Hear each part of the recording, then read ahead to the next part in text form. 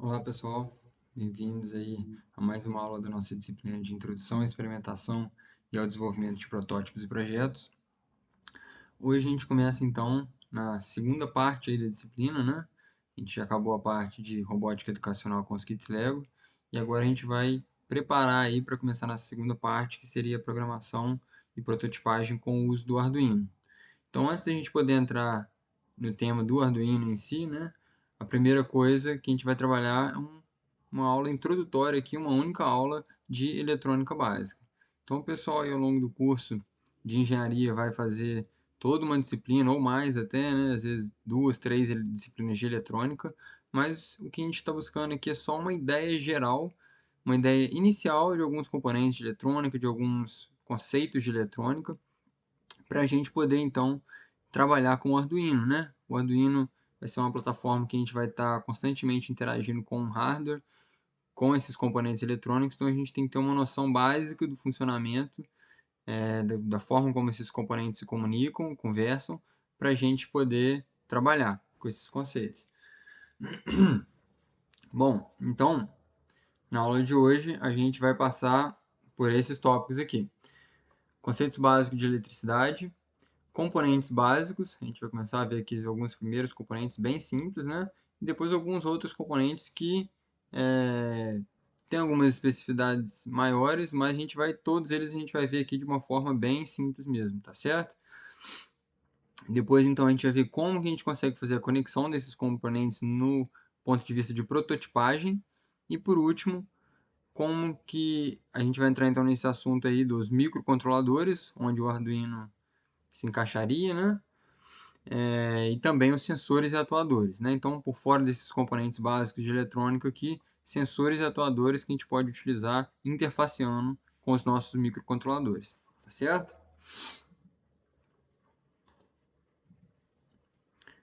Bom, então, primeiro tópico aí, conceitos básicos de eletricidade, né? Esse tópico aqui, eu acredito que você já, mesmo o pessoal estando no primeiro período aí, desde o ensino médio, já trabalhou um pouco disso, né? Então, e depois vocês vão ver de uma forma um pouco mais formal nas disciplinas da engenharia aqui, mas o que a gente vai olhar aqui é só uma noção, né, de alguns conceitos muito simples aí que a gente precisa para poder trabalhar nessa parte da matéria aqui. Então, ao invés de analisar formalmente o funcionamento desses conceitos de eletricidade, o que a gente vai trabalhar aqui são simplesmente com uma analogia, né? Então, a gente vai fazer essa analogia aqui com um sistema hidráulico, né? E aí, basicamente comparando com essa questão que se você tivesse uma caixa d'água numa determinada altura, e aí você tem um cano aqui, um encanamento, onde você tem vazão a partir dessa caixa d'água, né? A água correndo a partir daí.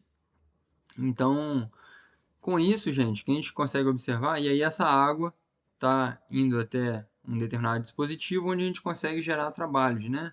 A gente vai usar a energia dessa água corrente para poder gerar trabalho. Então, algumas analogias que a gente consegue observar aqui seria, primeiro, a água vai correr então desse ponto de maior pressão, né, ou de maior potencial, para um ponto de maior potencial. Então, basicamente, a água corre do ponto mais alto para o ponto mais baixo. Se ela não estiver impedida, né? Se ela não tiver ali nada fechando, impedindo a circulação, ela vai sempre correr desse ponto mais alto para o mais baixo, tá certo? E também a gente repara que a velocidade com que essa água e, consequentemente, a vazão, ou seja, a quantidade de água que escoa a cada minuto, a cada segundo, ela varia de acordo com as restrições que você colocar nessa tubulação. Então, se tiver uma tubulação muito fininha, vai passar menos água. Se tiver uma tubulação muito grande, vai passar muita água, né? E a gente consegue reparar esse conceito quando você está abrindo ou fechando uma torneira, né? Que você está basicamente variando ali a área de passagem da água, colocando uma resistência a escoamento, e aí você consegue controlar a vazão. Então, você consegue ver saindo menos ou mais água da sua torneira ali, tá certo? Em eletricidade, a gente não tem movimento mecânico, né? Mas a gente tem movimento de elétrons. Então, a gente vai ter um movimento de energia elétrica aí, tá certo? Então, esse deslocamento, não um deslocamento mecânico, né? Mas a gente vai ter essa transferência de energia aí. Então, a gente vai basicamente vai trabalhar também da mesma forma. A gente vai observar que a corrente elétrica ela flui de um ponto de maior potencial para um ponto de menor potencial. Então, a tensão seria equivalente a esse potencial ou essa altura da caixa aqui, né? Uma coisa que eu esqueci de comentar é que, nessa primeira analogia do sistema hidráulico aqui, a gente também observa que, quanto mais alto, dado uma mesma tubulação, quanto mais alto estiver a caixa, maior vai ser a vazão desse sistema, não é isso? Porque a diferença de potencial é maior. Da mesma forma, a gente observa nos sistemas elétricos. Quanto maior for a diferença de potencial de um ponto para outro, dado uma mesma resistência, maior vai ser a corrente que a gente vai observar fluindo nesse circuito, né? Então, a tensão seria equivalente a essa potencial aí, a corrente seria equivalente à vazão de água, e a resistência seria equivalente, então, ao diâmetro da tubulação, sendo que a gente pode controlar usar essa resistência aqui para controlar essa vazão, então, dado que você tem uma diferença de potencial fixo, né? A água sempre corre da região de maior para menor potencial, e esses outros tópicos aí que a gente falou, né? Quanto maior o potencial, maior a vazão. E quanto menor a tubulação, ou seja, maior a resistência, menor a vazão. Da mesma forma, a gente observa nos sistemas elétricos. Quanto maior for a diferença de potencial, maior vai ser a corrente. Quanto maior for a resistência, menor vai ser a corrente, tá certo? Então a gente consegue relacionar essas variáveis aí usando a lei de Ohm. Então a lei de Ohm diz pra gente que a corrente num determinado circuito, se tiver um circuito puramente resistivo, né? A corrente em um determinado circuito vai ser dada pela diferença de potencial entre dois pontos, dividido pela resistência entre esses dois pontos, né? Então a gente vai ter essas três grandezas aí, básicas, né? Em eletricidade, que são tensão, corrente, resistência. Os símbolos dela, né? Normalmente são utilizados. V para tensão, I para corrente, R para resistência. E as unidades são volt, Deixa eu tirar a minha câmera aqui. Opa! Tirar minha câmera aqui para vocês poderem ver. E as unidades são volt, ampere e ohm, tá certo? Com esses símbolos aí também, para as unidades. Beleza? Bom, passando para frente. Também em circuitos elétricos, gente, a gente vai precisar de fazer uma representação desses circuitos, tá certo? Então, imagine que você tem essa conexão aqui, onde você tem uma bateria ou uma pilha alimentando uma lâmpada, né? E aí, do outro lado, a gente tem uma chave. Enquanto essa chave estiver aberta, é a mesma, voltando nessa analogia do sistema hidráulico, é a mesma coisa se você tivesse com a torneira fechada. Se você está com a torneira fechada, não tem passagem de corrente de água, né? Da mesma forma, não vai ter passagem de corrente de eletricidade aqui quando a gente está com esse circuito desconectado. Não tem como a gente fluir desse ponto de maior potencial, que seria a parte de cima aqui da lâmpada, né? Parte de cima aqui da lâmpada para o ponto de menor potencial da bateria para o ponto de menor potencial. Se esse circuito está aberto, né, a gente não tem passagem de corrente, portanto a lâmpada fica apagada. Se a gente fecha esse circuito, faz um contato aqui, então agora a gente tem um caminho aí para passagem de corrente e a lâmpada vai ficar acesa então. Beleza. Então a gente precisa de uma forma simples da gente representar esses diagramas para que possa ter a comunicação entre engenheiros. Você faz um projeto, o seu colega consegue entender esse projeto, passa para frente, né? E aí a gente tem esses diagramas esquemáticos, então, tá certo? Onde a gente está aqui representando, por exemplo, uma fonte de tensão em corrente contínua, ou uma bateria, né? E aí depois uma resistência e aqui um LED, né? Que então vai fazer esse sinal luminoso para a gente, aqui a chave. Então esses componentes aqui, né? Aqui a gente adicionou uma resistência, que nesse circuito não tinha. Mas basicamente a gente está fazendo essa interligação aí para representar justamente esse circuito, tá certo? E aí para cada componente a gente vai ter então diferentes símbolos. Então a gente está vendo que o símbolo do resistor vai ser esse aqui. Tem alguns símbolos alternativos, mas esse é o mais comum. A gente tem outros componentes aqui, por exemplo, a nossa chave. A gente vai ter o relé, tem o LED, tem o diodo. A gente vai ver esses componentes, a maioria deles, acho que todos, acredito que todos aqui, a gente vai ver ao longo dessa aula aí, mais alguns inclusive, tá certo? Mas então, basicamente, a gente vai ter símbolos diferentes para representar diferentes componentes de eletrônica e a conexão a gente vai fazendo assim, ligando os terminais de cada componente. Tá certo? Dentro desses conceitos básicos de eletricidade, a última coisa que eu queria trazer era essa questão aí da corrente, diferença entre corrente contínua e alternada. Então, basicamente, a gente tem a possibilidade aqui de trabalhar com uma corrente uma tensão em corrente contínua, ou seja, ela tem uma polaridade constante e fixa num determinado valor, né? Ou a gente tem a possibilidade de trabalhar com uma corrente alternada, onde ela varia constantemente entre positivo e negativo. Quando a gente fala de movimentos de elétrons no nosso circuito, na corrente contínua, a gente teria fluindo em apenas um sentido, tá certo? E na corrente alternada a gente observa essa variação aqui indo para cima e para baixo, tá certo? Por que tem essa diferença? Bom, basicamente a gente vai observar que a maior parte dos componentes eletrônicos que a gente trabalha, né, como no seu computador, seu celular, os componentes eletrônicos que a gente trabalha no dia a dia, um tablet, uma impressora, uma câmera, né, todos eles vão trabalhar em corrente contínua, tá certo? E normalmente em baixos valores de tensão. No entanto, perdão, e aí a gente usa muitas vezes baterias, né, para poder alimentar esses equipamentos, onde então a gente está trabalhando com corrente contínua. E aí, no entanto, a gente tem uma diferença muito grande, que se você pegar a energia que é transmitida desde a usina até a sua casa e que está saindo da sua tomada, ela vem em corrente alternada. Então, justamente nesse formato aqui, onde ela fica hora positiva, hora negativa. E a gente tem alguns elementos aí nas nossas residências, né, que trabalham diretamente com a corrente alternada. Por exemplo, um chuveiro elétrico e as lâmpadas incandescentes, né? Em outros componentes, por exemplo, o seu computador, ele tem uma fonte que faz justamente essa conversão entre a corrente alternada em alta tensão para uma corrente contínua em baixa tensão, tá certo? Então a gente tem que lembrar dessa diferença, né? Você não pode trabalhar com componentes de corrente contínua, às vezes baixa tensão, e querer se alimentar ele diretamente na tomada. A gente precisa ter uma interface apropriada entre esses dois tipos de circuitos. Beleza. Em termos de introdução aí à analogia com a eletricidade, só uma revisão muito básica, né? Era isso que eu queria tratar. E aí depois a gente vai então começar a falar agora de alguns componentes básicos aqui. Bom, o primeiro componente que a gente vai trabalhar então é justamente o resistor.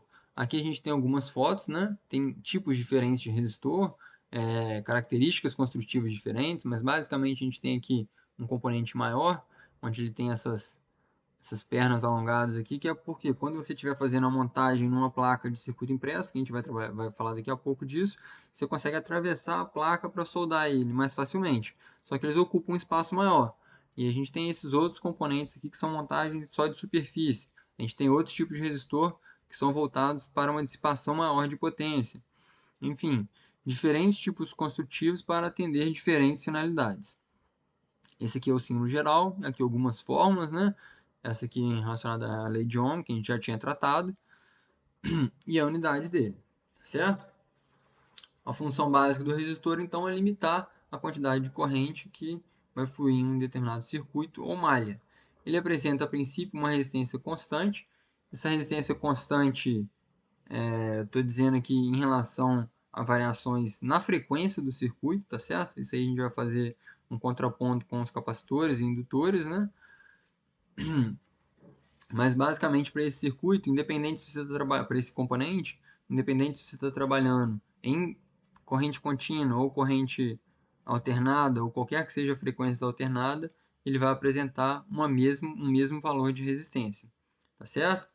Como eu falei, diferentes tipos construtivos e os valores de resistência são padronizados, né? Então a gente tem algumas séries aqui onde a gente vai ter, você não consegue encontrar resistor em qualquer valor que você quiser. Então tem alguns valores padronizados e às vezes a gente tem que fazer adaptações aí no nosso circuito para chegar num valor de resistência que seja comercialmente disponível, né?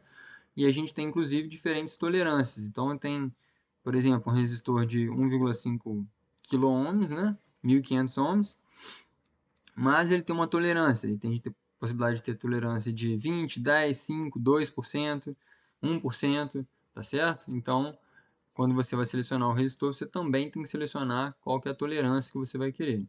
Se a gente estiver trabalhando com esse tipo de resistor aqui, a gente observa que ele tem algumas faixas aqui.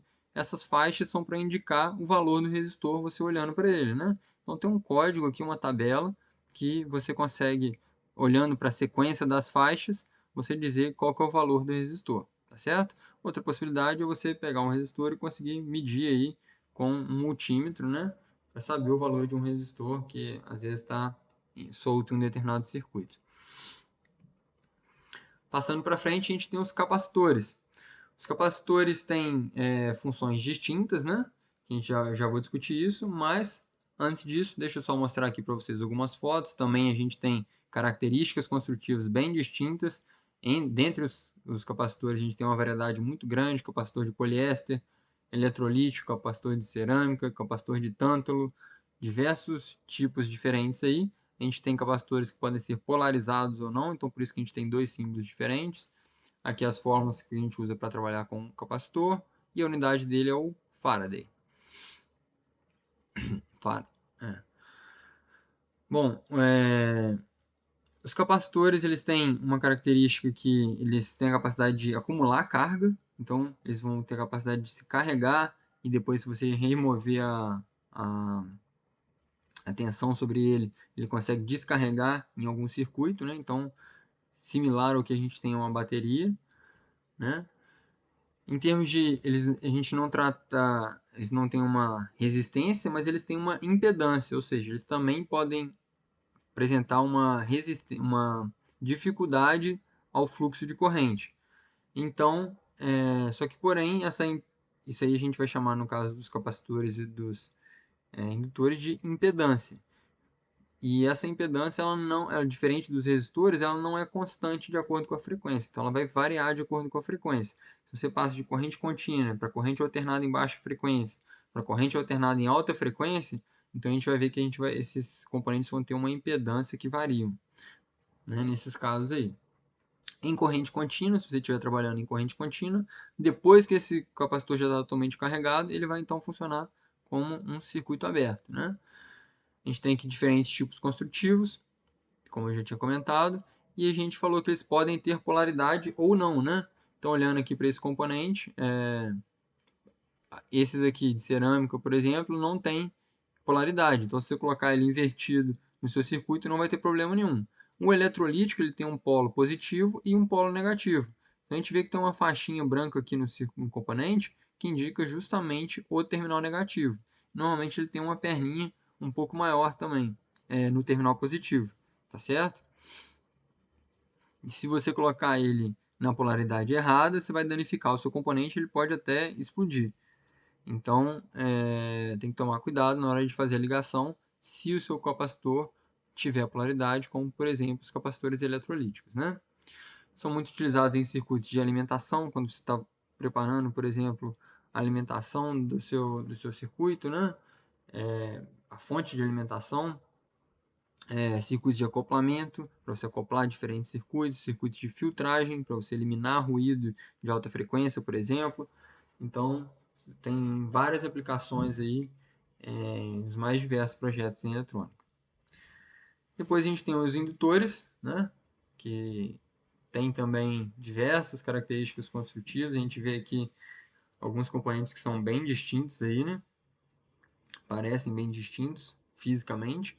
Esse é o símbolo dele, as fórmulas e a unidade que a gente vai trabalhar para medir a indutância, que seria o Henry.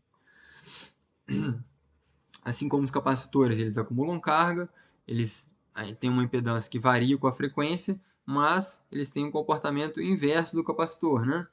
Então, nesse caso, se o capacitor é em corrente contínua ia se comportar como um circuito aberto, o indutor em corrente contínua vai se comportar como um curto-circuito. Então, como se tivesse só um fiozinho ligando ali diretamente, né? Bom, um pouco diferente dos capacitores, os indutores têm um custo e um tamanho normalmente mais elevado. Então, as aplicações deles são um pouco reduzidas em relação ao que a gente vê com os capacitores, né? Então, eles vão entrar em aplicações mais específicas, ou então eles podem ser utilizados como parte, né, de outros componentes. Então, a gente vê, por exemplo, os transformadores, que a gente consegue transformar entre diferentes níveis de tensão, e a gente vai utilizar justamente esse acoplamento através de bobinas magnéticas. Mas em circuitos de pequena tensão, pequena potência, o leque de aplicação deles é um pouco mais reduzido, certo? Passando para frente, tem um outro componente aqui que é muito interessante, que é o diodo.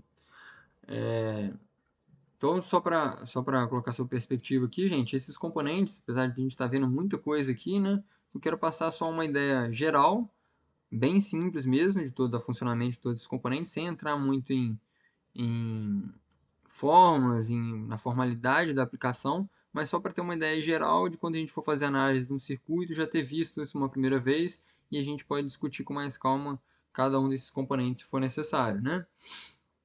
Bom, o diodo, qual que é a finalidade dele? Ele permite a passagem de corrente tem uma foto dele aqui, ele permite a passagem de corrente apenas em um sentido. Então, lembrando que a gente falou aí de corrente alternada, né, que ora ela estava positiva, ora ela fica negativa. Então, ela vai variar assim como a gente tem aqui na figura. Nesse caso, o diodo só vai permitir a passagem de corrente em um sentido. Se a diferença de potencial sobre ele for negativa, ele vai impedir a passagem de corrente, tá certo? Então, a ideia desse símbolo é ser mais ou menos autoexplicativa, né? Nesse sentido aqui, a gente tem a passagem de corrente, nesse sentido aqui, a gente tem uma barreira que vai bloquear, então.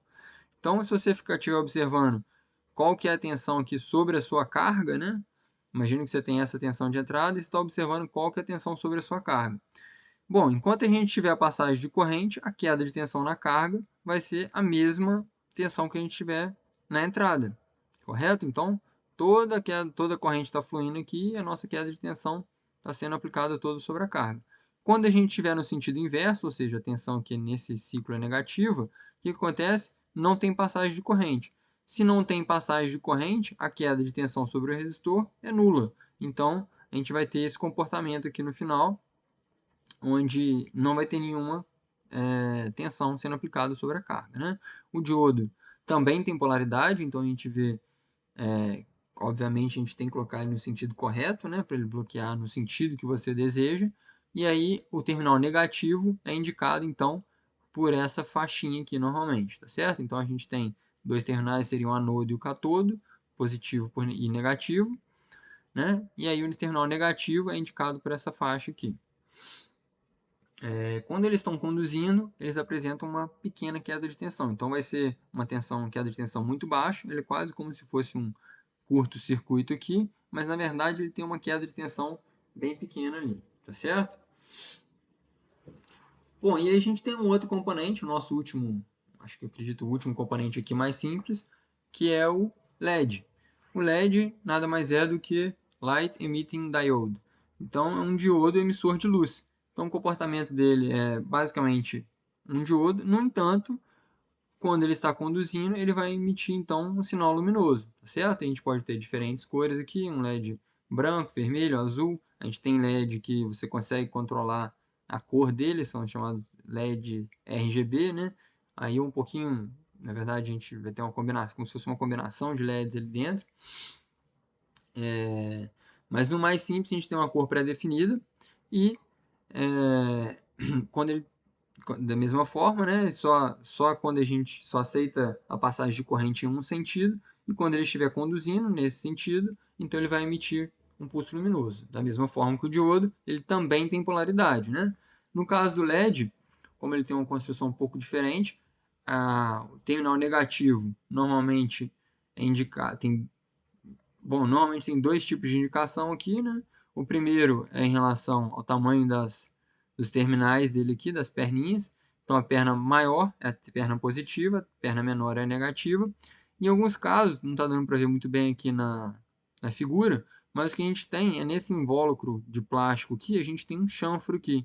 Então, ao invés de ele ser totalmente circular, ele tem um pedaço ali que ele está reto, tá certo?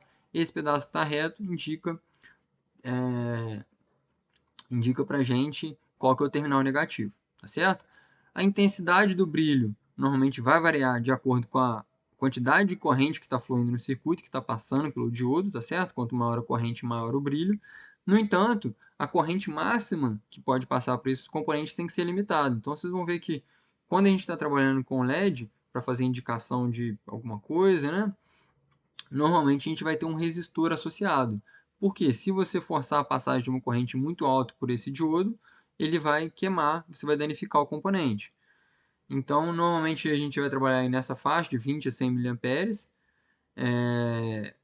E aí você tem que, lembrando que aquela queda de tensão que eu falei sobre o diodo é muito pequena, da mesma forma para o LED. Então a gente tem que ter um outro componente que vai aceitar essa queda de tensão aí, que normalmente vai ser o resistor. Então o resistor vai ter a maior queda de tensão do circuito, mas e com isso ele vai acabar limitando a corrente que está fluindo, né? Então a corrente vai fluir aqui pelo LED sem danificar o componente. Então por isso, normalmente a gente não pode ligar ele diretamente na fonte. Agora sim, o último tópico aí em relação a esses componentes mais simples seriam botões e chaves, né? Então a gente já estava falando da chave, que é utilizada normalmente para abrir e fechar um circuito, mas também pode ser utilizado para uma forma de você alterar o comportamento de um circuito. Então você pode ter, por exemplo, um contador, né? Sendo implementado eletronicamente, toda vez que você apertar o botão, ele vai incrementar, adicionar mais um nesse contador, né? Ou então, diversas lógicas que possam ser implementadas, né? Em qualquer que seja o projeto que você está trabalhando. E aí essas chaves ou botões podem ter diferentes tipos de ações, né? Então a gente pode ter um botãozinho como esse, bem simples, bem comum, que vai ter uma ação pulsante, ou seja, você aperta e depois ele volta para o mesmo sentido, para a mesma posição que ele estava antes, né? Ou a gente pode ter as chaves, onde uma vez que você variou, ela vai ficar naquela posição até que você retorne com ela, tá certo? Então tem diversos tipos de componentes aí, tipos de botões e chaves para atender a todas as necessidades de projeto. Bom, passando para frente, a gente tem então outros tipos de componentes aqui, começando pelo relé. O relé é muito interessante porque ele vai ter um comportamento de certa forma parecido com o que a gente acabou de ver dos botões ou das chaves, né? Mas ele é um componente eletromecânico, ou seja, ele tem uma parte elétrica e uma parte mecânica, e basicamente a gente tem esse movimento mecânico, onde a gente tem o fechamento do circuito, da mesma forma que as chaves. No entanto, ao invés de ter uma pessoa apertando o botão ou fisicamente movendo a chave, a gente consegue fazer isso através de um comando elétrico, tá certo? Então, olhando aqui para essa primeira figura, seria como se fosse isso, né? A gente tem aqui um circuito de uma corrente mais alta, onde você está alimentando uma carga, né? E uma chave aberta aqui, por exemplo. Do outro lado, a gente tem o nosso circuito de comando. A princípio, isso aqui está aberto. Se você passar corrente por esse circuito aqui de controle, de comando, então você vai energizar uma bobina, ele vai puxar uma chave e vai fechar esse circuito aqui, tá certo? Então a gente tem relé de 4 pinos, tem também relé de 5 pinos, né? Onde quando ele está aberto, ele está conectado em uma parte do circuito. Quando ele está fechado, o circuito está conectado de outra maneira. Então, isso aí é bastante interessante porque é muito utilizado, por exemplo, em circuitos de automação residencial, onde a gente vai ter um microcontrolador, que é um dispositivo que trabalha em baixa tensão em corrente contínua, e aí o relé vai permitir que ele atue cargas muito maiores, como por exemplo uma lâmpada, é, um ventilador, algo do tipo, né? Aqui ele está mostrando um motor de corrente alternada, que seria uma possibilidade, né? Então a gente tem aqui um dispositivo pequeno, que está, uma vez que você aplicou uma baixa tensão aqui, você energizou esse circuito, o outro circuito em paralelo, que pode estar em corrente alternada, pode estar em corrente contínua, pode estar em baixa, em alta tensão, o que for, vai então ser acionado também. Então a gente fecha essa chave e deixa passar corrente por essa carga aí, né? Aqui a gente tem a foto de um relé, e quando a gente está trabalhando nessas questões de automação residencial, muitas vezes a gente vê algum componente assim, onde já uma plaquinha de desenvolvimento pronta, com já vários relés acoplados um do lado do outro. Então tem módulo de 2 relés, 4, 8 relés, né, para você poder acionar várias cargas, todas elas ligadas no mesmo controlador, microcontrolador, por exemplo. Bom, um outro componente que em alguns pontos tem algumas características similares ao relé, mas que é bastante diferente, seria o transistor. Bom, o transistor, por quê? Ele também consegue utilizar um sinal elétrico em um, ele tem, normalmente vai ter 3 terminais, ele consegue utilizar o sinal elétrico sendo aplicado em um desses terminais para controlar o fluxo de corrente sendo aplicado nos outros 2 terminais, tá certo? Então, é como se fosse aí a mesma forma que você tem uma torneira, né? Uma torneira você consegue, girando ali aquela parte de cima da torneira, né? Você consegue controlar o fluxo de corrente, o fluxo de água que está indo pelo encanamento. Então, você consegue aumentar ou diminuir aquilo. Da mesma forma, vai ocorrer aqui com o nosso transistor, mas a gente está usando então um sinal elétrico para controlar um outro sinal elétrico também, para controlar a corrente, né? Bom, esse sinal controlador aqui pode ser um pequeno sinal de tensão ou uma pequena corrente que vai controlar esse fluxo aí nos outros 2 terminais, tá certo? Então a gente tem tipos diferentes de transistor aí, um seria o BJT e o MOSFET, e eles têm 2 tipos de aplicação diferente, né? No mínimo. Então, a primeira seria uma aplicação como amplificador, ou seja, você está usando uma pequena corrente para ter uma alta corrente do outro lado. Se você aumenta um pouquinho essa pequena corrente, a alta corrente aumenta também. Se você diminui a pequena corrente, a alta corrente diminui também. Então, você está amplificando esse sinal original. E uma outra opção seria você atuar chaveando, ou seja, ligando ou desligando esse circuito. Então, como se você tivesse aquelas torneiras automáticas, onde você não consegue controlar o fluxo, né? Você colocou a mão ali, ela abre totalmente. Se tirou a mão do sensor, ela fecha totalmente. Então, como se fosse... Você está com esse ganho aí, mas o ganho está tão alto que a torneira só fica totalmente aberta ou totalmente desligada, né? Então, essa aí seria uma operação de chaveamento. Os nossos transistores normalmente podem funcionar nessas 2 tipos de aplicação aí, ou como amplificador ou como uma chave, ou na operação de chaveamento, né? Em relação aos relés aí, só para fazer, porque no relé a gente viu que também a gente consegue ter essa operação de chaveamento, de liga ou desliga de um circuito paralelo, né? Os transistores, no entanto, conseguem fazer esse chaveamento, quando eles estão na operação de chaveamento, muito mais rapidamente, e eles também são menores, bem menores do que os relés, um relé do mesmo tamanho, né? E eles têm a vantagem de eles não terem essa parte móvel, então ele não tem um desgaste ali que um relé vai apresentar ao longo do tempo. No entanto, né, a gente não consegue ter esse desacoplamento que a gente tem com o relé. Então, o relé realmente são 2 circuitos totalmente separados, inclusive a gente pode ter de um lado corrente contínua, do outro lado corrente alternada. Com o transistor não tem como fazer isso, a gente ainda tem um certo acoplamento entre o circuito de controle e o circuito onde você está alimentando a sua carga. Certo? Deixou uma referência aí onde fala um pouco mais dessa diferença aí. Então, só para dar uma ilustração aqui de um circuito, né? A gente estaria usando o nosso controlador aqui, aplicando um sinal somente nessa porta aqui, um sinal de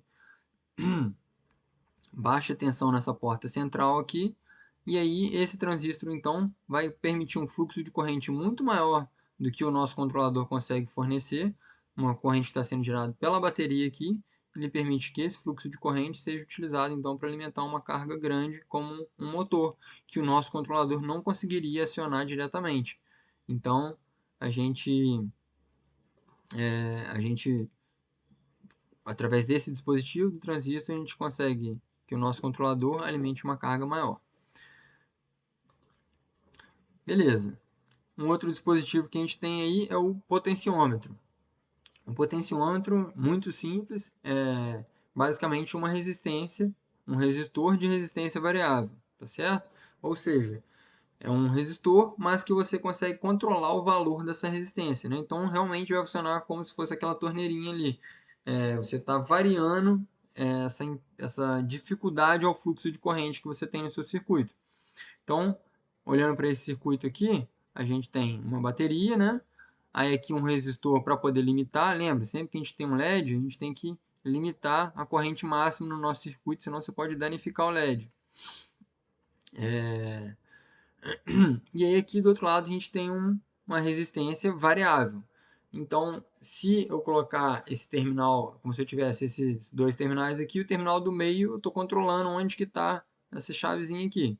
Se eu colocar aqui em cima, eu vou observar que a tensão que eu tenho sobre o meu LED vai ser alta, né?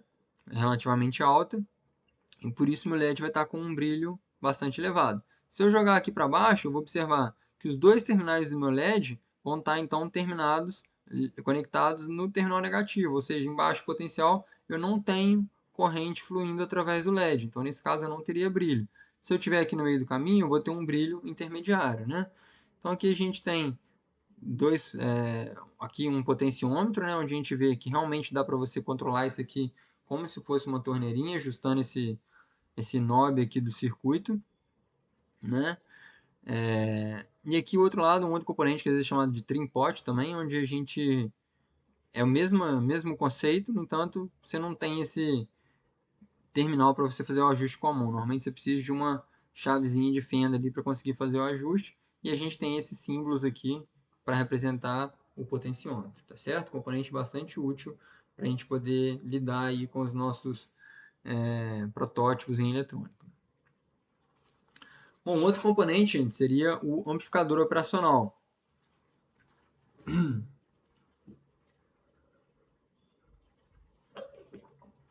O amplificador operacional é um componente bastante interessante porque ele basicamente pega uma diferença entre tensões e amplifica esse sinal. Então ele tem, conforme vocês estão vendo aqui na figura, ele tem dois terminais de entrada, né?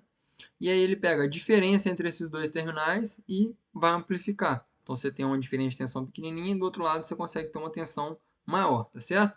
No entanto, ele tem um ganho muito alto. Então se a gente fizer essa conexão aqui dessa forma, basicamente qualquer que seja a diferença entre esses dois terminais aqui, ele vai amplificar e vai saturar. Então ele vai ficar um sinal que vai ficar na tensão máxima ou na tensão mínima do seu circuito. Então imagina que essa aqui na figura, né, ele está mostrando aqui uma tensão de comparação, uma tensão de referência, e aqui no outro lado a gente tem a tensão que está sendo medida, né? Então sempre que esse cara aqui passa da tensão positiva, da tensão de referência, o circuito vai chavear para o outro lado. Aí ele ficou menor, agora o circuito chaveou para cima. Então ele vai ficar fazendo essa esse comportamento aí oscilatório, né? Totalmente positivo, totalmente negativo. Se a gente aplicar aqui o que é chamado de realimentação negativa, ou seja, eu peguei o terminal de saída e religuei aqui no meu terminal de entrada, a gente consegue então ter realmente um ganho. Então, estou pegando um sinal com amplitude pequena, estou pegando um sinal aqui com uma amplitude pequena e estou transformando um sinal com uma alta amplitude, tá certo? E aí eu consigo esse ganho do meu circuito, ou seja, quão maior meu sinal de saída vai ser em relação ao meu sinal de entrada, pode ser ajustado através da modificação dos valores desses resistores aqui. Beleza? E além desses circuitos simples de ganho, se a gente utilizar aí diferentes formas de conexão de resistores e capacitores, a gente pode ter ainda diversos circuitos distintos sendo montados com a ajuda dos amplificadores operacionais. Bom, gente, uma outra opção, outros circuitos que a gente tem, né? Só para voltar aqui, essa aqui é a foto de um amplificador operacional muito simples, e isso aqui já puxa a gente para o próximo passo aí, que serão os circuitos integrados. Então a gente vai ver, vocês vão ver esses chips aí, muito comuns em eletrônica, né? E aí a gente vai ver que a gente tem diversos componentes, cada um com uma função mais diferenciada, né? Cada um deles com uma função bastante distinta. No entanto, a gente observa que a gente muitas vezes vai ter componentes completamente diferentes, com funções completamente diferentes, mas utilizando o mesmo encapsulamento. Então, a gente acabou de ver aqui, né, um componente do tipo DIP, ou seja, Dual Inline Packaging, porque ele tem duas fileiras de pinos aqui com uma distância pré-determinada entre os pinos. Então a gente tem isso aqui com 8 pinos, com 4 pinos, 16, 32 e por aí vai. e a gente tem outros tipos de encapsulamento. Então, são encapsulamentos padronizados, mas que dentro desse componente aqui, a gente pode ter diversas funções variadas, né? Bom, esses circuitos eletrônicos, então, esses chips, circuitos integrados, CI e C, basicamente a gente tem aqui dentro blocos de silício, né? Aqui dá para a gente ver um componente, a parte interna dele como é que seria, e aqui um zoom. Então a gente vê que aqui dentro a gente tem diversas trilhas, conexões e componentes muito pequenos implementados dentro desse bloco de silício aí. E utilizando isso a gente consegue ter componentes que vão exercer aí funções variadas, como por exemplo um temporizador, um oscilador, uma porta lógica, regulador de tensão, sensores, microcontroladores, tudo isso pode ser implementado dentro desses blocos de silício aí, tá certo?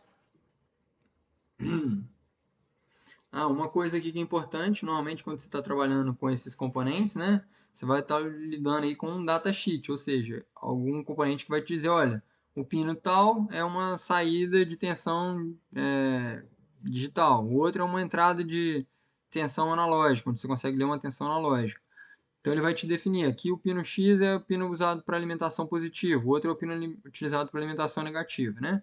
A gente precisa identificar nesse chip aqui qual que é o pino. Então a contagem disso normalmente sempre é feita, você pega, ou ele vai ter uma marcação aqui em cima, né? Ou então aqui, onde marca justamente o pino 1. Ou, se você está olhando para cá, vai ser o pino da esquerda, é o pino 1. Ou então, essa bolinha aqui marca também o pino 1. E aí você vem contando 1, 2, 3, 4, 5, 6, 16. Depois você vem para cá, 17, 18, 19, 32. Tá certo? Assim que a gente faz essa contagem. Esse componente aqui, da mesma forma, vai ter uma marcaçãozinha aqui em cima do primeiro pino. E aí você vai contando nesse sentido aqui. Tá certo? Beleza.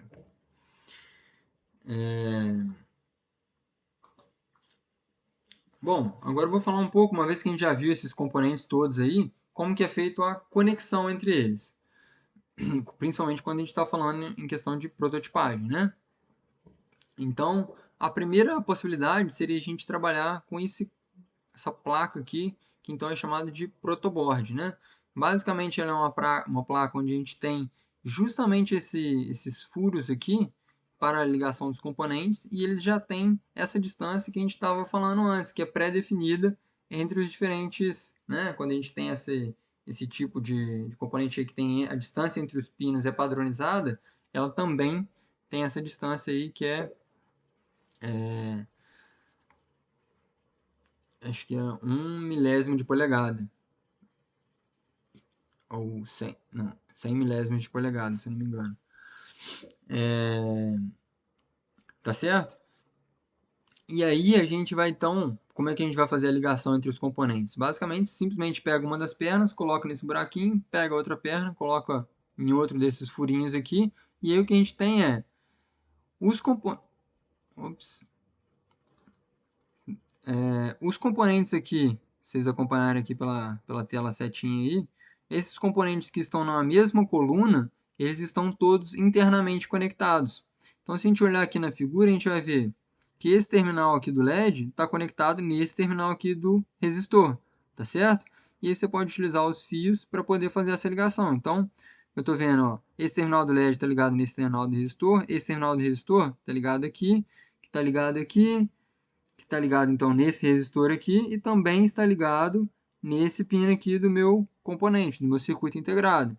Aqui a gente já está vendo os nossos diodos, né? A gente já está vendo aqui os capacitores, então já está dando para identificar os componentes aí. Aqui o meu potenciômetro, tá certo?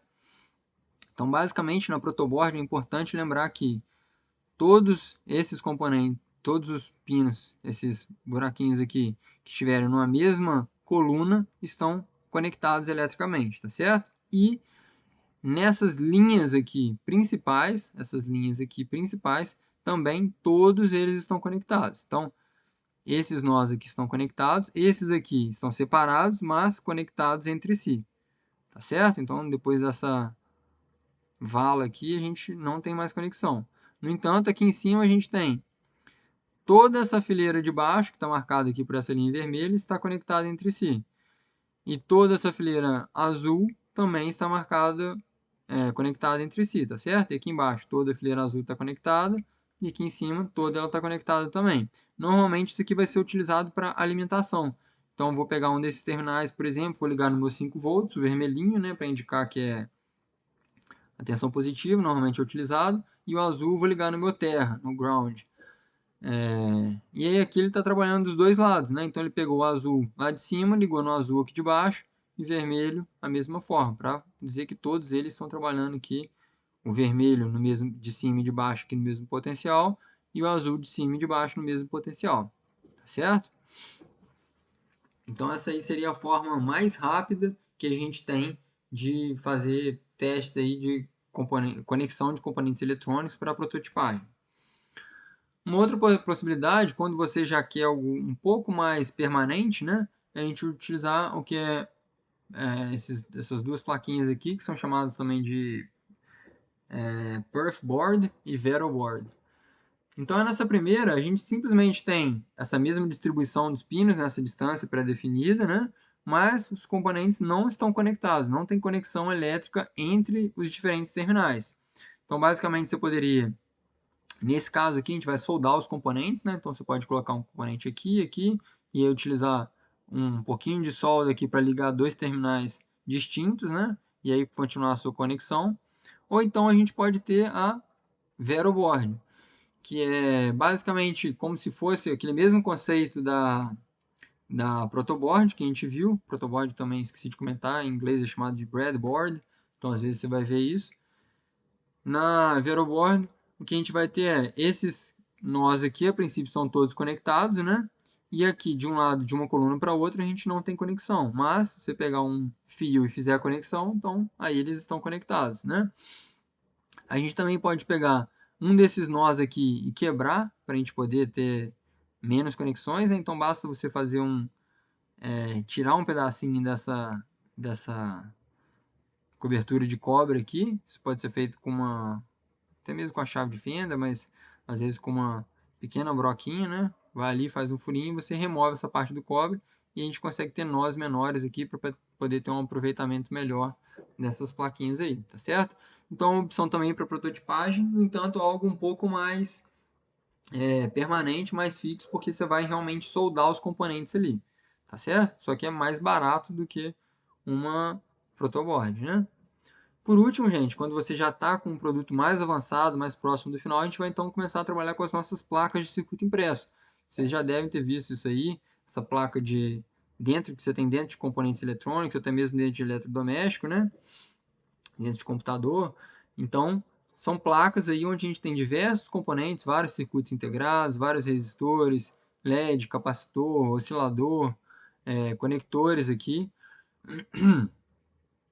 E aí, normalmente, a gente vai fazer, nesses casos, a gente não tem a ligação através de fios na sua placa. A gente vai ter ligação, dá para ver aqui, ó, eu acredito, a gente tem essas pequenas trilhas que são separadas dentro dessa placa inteira de cobre. A gente tem pequenas trilhas aí que são demarcadas, onde a gente vai ter, então, condução de sinais elétricos dedicados, né? E aí, os componentes sendo soldados também. A gente pode ter componentes como esses aqui, onde a gente tem ele atravessando a placa inteira, né? A gente falou lá do exemplo do nosso resistor, ou a gente pode ter componentes que são soldados na superfície, né? Como esses aqui que a gente está vendo, tá certo? Então eles não atravessam a placa. Desenho dessas trilhas aqui normalmente vai ser feito através de um programa de computador, o posicionamento dos componentes e tudo mais, e também, na maioria das vezes, né, principalmente quando a gente tem esse nível de detalhe aqui nas placas, esse corte aí dessas trilhas também vai ser feito com auxílio de máquina, tá certo? Beleza. O último tópico que a gente vai trabalhar aí, gente, são então os microcontroladores, sensores e atuadores.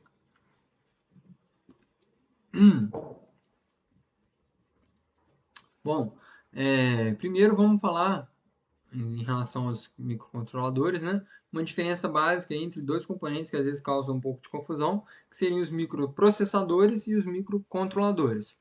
Um microprocessador, basicamente, é como se fosse aí um cérebro aí do seu projeto, né? Ele é um circuito integrado, então a gente já viu aí os CIs, né, os chips, que vão realizar operações lógicas e aritméticas, tá certo? No entanto, ele não consegue funcionar sozinho. Para que você tenha um microprocessador, ele precisa de periféricos, como por exemplo, memórias para leitura, memórias para escrita, para armazenamento, registradores, interface de entrada e saída, temporizador. Ele precisa de outros componentes ao redor dele para que ele possa funcionar. Sozinho, ele não tem capacidade de executar nada, né? No entanto, normalmente eles vão ter um poder computacional bastante elevado. Então, por exemplo, é o que você vai ter aí dentro do seu notebook ou dentro do seu celular, né, um microprocessador desse que tem um poder computacional bastante elevado. No entanto, são componentes mais caros, né? E aí do outro lado a gente tem um microcontrolador. O microcontrolador ele também tem essa capacidade de fazer essas operações lógicas e aritméticas, só que ele já tem dentro do mesmo chip todos esses componentes que são necessários para o funcionamento, todos eles integrados no mesmo chip. Então em um único componente você já tem essa capacidade dele funcionar. Então como se fosse um mini computador aí, com capacidade de processamento muito básica, tudo integrado dentro de um único chip, tá certo? E aí é isso aqui que a gente, nesse caso, a gente pode programar ele diretamente, né? A gente consegue criar códigos aí com linguagens bastante simples para poder programar esses componentes aí. Ele vai ter um poder computacional muito menor em relação ao microprocessador, no entanto, ele tem um custo também muito mais baixo, tá certo? Então, quando você precisa de projetos bastante simples, onde a quantidade de operações lógicas e aritméticas que você vai ter que fazer é reduzida, a gente pode trabalhar com esse microcontrolador, porque é um custo muito menor, né? Fisicamente é difícil da gente conseguir distinguir, né? Não dá para, olhando assim, só saber a diferença. No entanto, a gente vai observar que os microprocessadores normalmente vão ter um número de conexões muito maiores, né? Então, por exemplo, se vocês observarem, cada pontinho amarelinho desse aqui seria um pino. É um tipo de componente onde a gente tem as conexões por baixo do componente. Então, só dá para soldar isso aí com máquina, né? Não tem nem como soldar na mão. Beleza. Bom, gente, e aí, uma vez que a gente tem esses componentes, né, a gente tem também, a partir deles, as placas de desenvolvimento, que então são, talvez hoje em dia, aí, um carro-chefe em termos de prototipagem, né, é o que a gente mais vê, a utilização disso. Então, a gente tem placas de desenvolvimento tanto baseadas em microprocessadores, como em microcontroladores, né? A gente tem, por exemplo, para citar dois, eu acredito que dois dos principais nomes aí em termos de quando a gente está falando de prototipagem. O primeiro seria o Raspberry Pi. Raspberry Pi é como se fosse um computador, realmente um computador de fato, em uma única plaquinha. Então a plaquinha aí cabe na palma da sua mão e você tem um mini computador aqui. Mas é um computador mesmo. Você vai ter um sistema operacional, você tem portas USB, portas Ethernet para você conectar na internet, porta HDMI para você ligar um monitor, para você ligar um teclado, um mouse, realmente um computador todo dentro de uma única plaquinha. A gente tem até opções aqui com 8 GB de RAM, né? Já tem algumas que são até bastante poderosas, né? Então ele vai utilizar aqui no centro dele um processador, tá certo? E além disso, a diferença que ele tem aqui, além de ser muito pequenininha, né, uma diferença que ele tem em relação ao seu computador é que ele tem essas portas aqui, onde você consegue controlar entradas e saídas digitais. Então você consegue, por exemplo, usar uma dessas portinhas aí para poder acender um LED, tá certo? Que no seu computador você não tem essa saída, né? Você vai ter diretamente lá no USB, por exemplo. Então isso aqui realmente você consegue pegar um Linux, se você ligar um monitor ali, você consegue rodar um Linux aqui dentro. Às vezes vai ser um pouco lento, né, porque o processador não é tão poderoso quanto o do seu notebook, mas você consegue rodar. E aí do outro lado a gente tem o Arduino, né? O Arduino, então aqui a gente está baseado em microprocessador, aqui a gente está baseado em microcontrolador, tá certo? Então aqui a gente tem um pino, um componentezinho, que a gente está vendo justamente um microcontrolador, tá certo? Essa é uma plataforma de prototipagem mais baixo custo do que o Raspberry Pi, né? E ele já tem também todos os componentes aqui, só que o poder computacional dele é muito reduzido. Então não tem como você rodar nenhum sistema operacional aqui dentro. É simplesmente para você fazer acionamento de componentes eletrônicos, leitura de dados, leitura de sensores. Então, são programas dedicados, não é algo de uso genérico que você vai, por exemplo, abrir e navegar na internet, diferente do Raspberry Pi, que você pode fazer isso e pode usar para prototipagem também. No Arduino, a sua função é muito mais limitada, no entanto, a gente tem um custo bastante reduzido, né?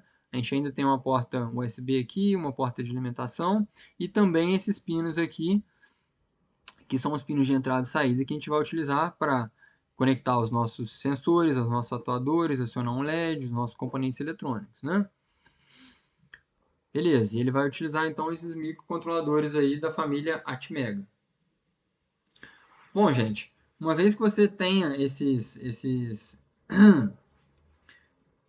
essas placas aí que a gente vai trabalhar, né? A gente vai trabalhar principalmente, aqui são 3 tipos diferentes do Arduino. Arduino Uno, Arduino Mega, esse aqui eu esqueci o nome, acho que é Nano. Uma vez que você tenha isso, normalmente a gente vai querer pegar esses microcontroladores e utilizar eles para a gente poder interfacear com o mundo ao seu redor. Então, por exemplo, para você controlar o seu robô, para você implementar um projeto de automação residencial, você tem que observar o que está acontecendo, né? Então, é isso a gente vai utilizar sensores, tá certo? Aqui a gente tem sensores, claro, sensores industriais, de escala industrial, dos mais diferentes tipos. Aqui eu estou mostrando alguns já voltados para essa área aí do Arduino, né? Onde a gente vai ter então conexões naqueles pinos lá que a gente tinha mostrado aqui de propósito geral, né? Então a gente tem diversos tipos de sensores, como por exemplo câmera, GPS, giroscópio, que te permite obter uma orientação do seu robô, se ele estiver instalado no robô, né? Sensor de luminosidade, sensor infravermelho. Para quem estava acompanhando aí a parte de robótica educacional, a gente passou um desafio onde o robô tinha que seguir uma linha, ele tinha um sensor luminoso para isso, né, de intensidade luminosa. Então, um sensor parecido com esse aqui, na verdade. Sensor de temperatura, ultrassônico, para a gente não colidir com os obstáculos, né?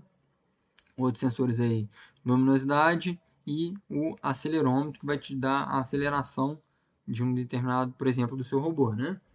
Então, esses aqui são só alguns exemplos. Tem diversos outros módulos aí que você pode ligar no seu microcontrolador ou qualquer que seja o seu projeto de prototipagem, né?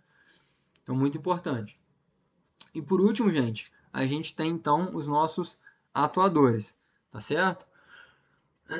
Bom, a gente tem diversos tipos aí, mas basicamente o mais comum da gente trabalhar são os nossos motores, tá certo? E dentro de motores a gente tem vários tipos também. Saindo dos motores trabalhando só com os motores de corrente contínua, né? O primeiro que a gente teria seria justamente o motor de corrente contínua, chamado motor CC, né? Uma corrente contínua. São motores elétricos de giro contínuo, ou seja, uma vez que você aplicou uma tensão, ele vai ficar girando ali indefinidamente até que você retire essa tensão, né? E você consegue ter um certo, não tão grande, não tão preciso, mas você consegue ter um certo controle de velocidade pela aplicação, o nível de tensão que você aplica nesse motor. Então, um nível de tensão maior vai gerar uma velocidade maior, um nível de tensão mais baixo, um giro mais baixo também, tá certo? Então isso aí pode ser utilizado, por exemplo, na roda, se você está trabalhando no projeto de robótica, na roda de um robô, né? Então ele vai continuar girando ali indefinidamente enquanto você estiver comandando ele a fazer isso. Depois a gente tem o motor de passo, que seria esse exemplo aqui, né? Um motor que é utilizado, por exemplo, nas impressoras, onde ele não tem esse giro contínuo, a gente consegue comandar ele através de pequenos passos. Então você vai dar pequenos comandos e cada comando que você dá, ele dá um giro ali, que é o chamado de um passo, tá certo? Então na impressora a gente consegue ver como que isso é útil, né? Porque conforme a sua impressora vai dando um giro, ela vai passando a folha de papel para baixo e aí você consegue, a impressora vai então escrevendo aquelas linhas ali, né? E eles conseguem ter a diferença em relação à corrente contínua. Claro que eles vão ter uma velocidade de giro muito menor, mas eles conseguem ter um torque muito maior. Então, eles conseguem fazer uma força relativamente grande aqui.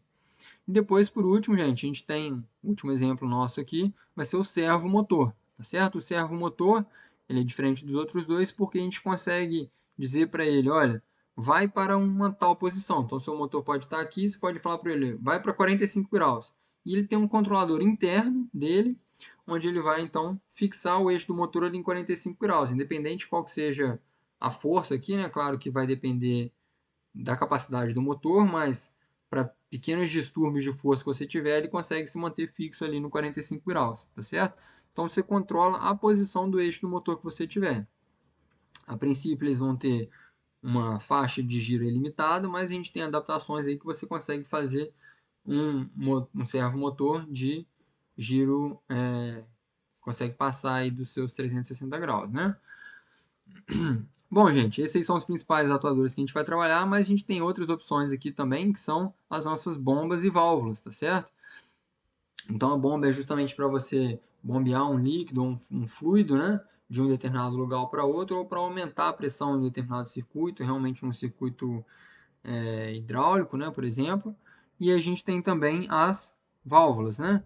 As válvulas, então, que vão funcionar como essa resistência variável aí, para você impedir a passagem de um fluxo, né? Aqui a gente está um exemplo de uma válvula, na verdade, do tipo solenoide, ou seja, ela só abre ou fecha. Então, ela impede totalmente a passagem do fluido que você estiver trabalhando. Tá certo? Esses aí seriam então os principais atuadores, e com isso a gente fecha a matéria da aula de hoje.